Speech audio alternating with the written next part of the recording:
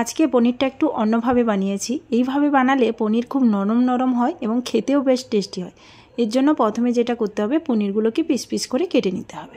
আমি এভাবে চৌকো করে কেটে নিলাম, আপনাদের যেভাবে মনে হবে সেইভাবে কেটে নেবেন। এরপর একটা পাত্রে 3 চামচ সর্ষের তেল আর 1 চামচ কাশ্মীরি লঙ্কার গুঁড়ো দিয়ে ভালোভাবে মিক্সিং করে নিতে হবে।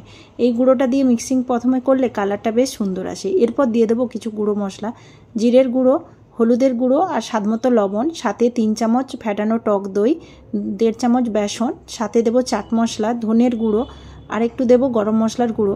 সব কিছু দিয়ে ভালোভাবে ফেটিয়ে মিক্স করে নিতে হবে। এর মধ্যে দানা বা কোনো গটলা পাকিয়ে থাকলে হবে না। ভালোভাবে মিক্সিং হয়ে গেলে এর মধ্যে কেটে রাখা পনিরগুলো দিয়ে ভালোভাবে মিক্স করে নেব মশলা এবং পনির। এখন আরও একটা জিনিস এর মধ্যে দিতে ভুলে গেছি, সামান্য পরিমাণ দিয়ে দেবো কাসুরি মেথি। কাসুরি মেথি দিয়ে মিক্স করে আধ ঘন্টার জন্য রেস্টে রেখে দেবো। পনিরের গ্রেভি বানানোর জন্য নিয়ে নিয়েছি 2 টিস্পুন চালমগজ, কিছুটা কাজু বাদাম, 2টো এলাচ আর 1 টিস্পুন পোস্ত। সমস্ত মিক্সিং কন্টেনারের মধ্যে নিয়ে জল ছাড়া প্রথমে গুঁড়ো করে নেব। এই গুঁড়োর মধ্যে দিয়ে দেবো একটা গোটা টমেটো ছোট করে কেটে রাখা, সাথে আদার টুকরো কিছুটা, একটা গোটা পেঁয়াজের টুকরো, সাথে দিয়ে দেবো একটা গোটা কাঁচা লঙ্কা। সমস্ত কিছু দিয়ে অল্প পরিমাণ জল এবং একটু টক দই দিয়ে একটা স্মুথ পেস্ট তৈরি করে নেব। অন্যদিকে গ্যাসের ফ্লেম অন করে তাওয়া বসিয়ে দেবো। তাওয়ার মধ্যে সামান্য তেল দিয়ে একটা ব্রাশ দিয়ে ব্রাশ করে পনিরগুলো ম্যারিনেট করা ছিল ওগুলো একটা একটা করে তাওয়ার মধ্যে দিয়ে দেবো এবং মিডিয়াম আছে পনিরগুলোকে ফ্রাই করে নেব। এপিট ওপিট উল্টে সুন্দরভাবে পনিরগুলো ফ্রাই করে নেব। সাথে কিছুটা ক্যাপসিকাম, পেঁয়াজ, টমেটো ওই মশলার মধ্যে মাখিয়ে তাওয়ার মধ্যে দিয়ে ফ্রাই করে নেব। এই ফ্রাইটা কিন্তু এমনিও খেতে পারেন, যেটাকে পনির টিক্কা বলে, ঠিক এইভাবে বানিয়েও খেতে পারেন। খুব নরম হয় এবং খেতেও বেশ ভালো হয়। পনিরগুলো খুব সুন্দরভাবে ফ্রাই হয়ে গেছে, তো একটা পাত্রে তুলে নেব।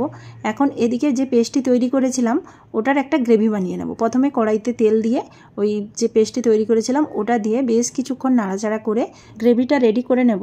যে পাত্রে পনির মাখিয়েছিলাম ওই পাত্রটা ধুয়ে জল দিয়ে দেবো, সাথে দিয়ে দেবো কিছুটা পরিমাণ সর্ষের তেল আর দিয়ে দেবো কাশ্মীরি লঙ্কার গুঁড়ো এবং লাল লঙ্কার গুঁড়ো দিয়ে বেশ কিছুক্ষণ নাড়াচাড়া করে মশলাটা ভালোভাবে ফ্রাই হয়ে গেলে এবং মশলা থেকে তেল ছেড়ে গেলে ওর মধ্যে দিয়ে দেবো আগে থেকে সেদ্ধ করে রাখা মটরশুঁটি। এগুলো কাঁচা মটর, শুকনো করে রেখেছিলাম। এগুলোকে একদিন আগে ভিজিয়ে পরে সেদ্ধ করে নিলে কিন্তু একদম সবুজ মটরের মতো হয়ে যায়। এখন গ্রেভির মধ্যে দিয়ে দেবো আগে থেকে ভেজে রাখা পনির, সাথে দিয়ে দেবো টমেটো, ক্যাপসিকাম এবং পেঁয়াজ দিয়ে বেশ কিছুক্ষণ নাড়াচাড়া করে নেব এবং স্বাদমতো লবণ দিয়ে দেবো। নাড়াচাড়া হয়ে মশলাটা রেডি হয়ে গেলেই ওর মধ্যে পরিমাণ মতো জল দিয়ে দেবো। খুব বেশি গ্রেভি করব না, তাই খুব বেশি জল দেব না। জল দিয়ে ঢাকনা দিয়ে কিছুক্ষণ সেদ্ধ করে নেব, ঠিক যতক্ষণ ক্যাপসিকাম, টমেটো এবং পেঁয়াজ সেদ্ধ হতে লাগে। ক্যাপসিকাম, টমেটো, পেঁয়াজ একদম পুরো সেদ্ধ করে নেব না, হালকা এরকম সেদ্ধ হয়ে গেলে ঢাকনা খুলে ধনেপাতা ছড়িয়ে একটু নাড়াচাড়া করে দিলেই কিন্তু পনিরের সবজি রেডি।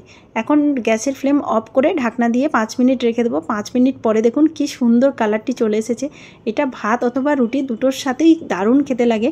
পনিরগুলো এতটা নরম, মুখে যেন একদম দিলেই গলে যাচ্ছে। রেসিপিটি আপনাদের কেমন লেগেছে কমেন্ট করে জানাতে ভুলবেন না। ভালো লাগলে লাইক করবেন আর চ্যানেলটি সাবস্ক্রাইব করে পাশে থাকবেন।